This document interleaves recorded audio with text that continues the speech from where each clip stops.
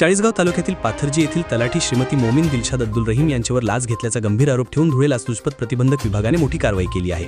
एका शेतजमिनीवरील जुनी हक्कातील नोंद कमी करण्यासाठी तलाठ्यांनी 25,000 रुपयांची लाच मागितल्याचा ठपका असून सदर रक्कम तलाठ्यांच्या सांगण्यावरून ग्रामपंचायत लोणजेचे रोजगार सेवक वाडीलाल पवार यांनी स्वीकारल्याने त्यांच्यावर देखील गुन्हा दाखल करण्यात आला आहे।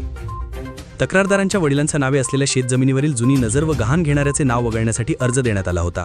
2 जुलै 2025 रोजी तलाठी मोमीन यांना कार्यालयात भेट देण्यात आली असता त्यांनी तुमचे काम मोठं आहे, वाडीलाल पवार यांच्याशी बोला असे सुचवले।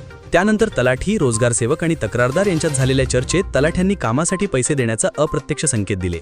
14 व 17 जुलै रोजी झालेल्या भेटींमध्ये तलाठ्यांनी पुन्हा वाडीलालला भेटा असे सांगितले। अखेर 25,000 रुपयांची रक्कम देण्याची मागणी झाली। 30 जुलै 2025 रोजी सापळा कारवाई करताना वाडीलाल पवार यांनी ही रक्कम चाळीसगाव येथील तलाठी कार्यालयाबाहेर स्वीकारताना रंगेहात पकडले गेले। सदर रक्कम तलाठी मोमीन यांना द्यायची होती, परंतु त्याआधीच अटक करण्यात आली। ही कारवाई नाशिक लाचलुचपत प्रतिबंधक विभागाचे पोलीस अधीक्षक श्री भारत तांगडे, अपर पोलीस अधीक्षक माधव रेड्डी यांच्या मार्गदर्शनाखाली धुळे विभागाचे पोलीस उपाधीक्षक सचिन साळुंखे व त्यांच्या टीमने केली। तपासात पद्मावती कलाल, यशवंत बोरसे, राजन कदम, मुकेश अहिरे, संतोष पावरा व प्रशांत बागुल यांचा समावेश होता।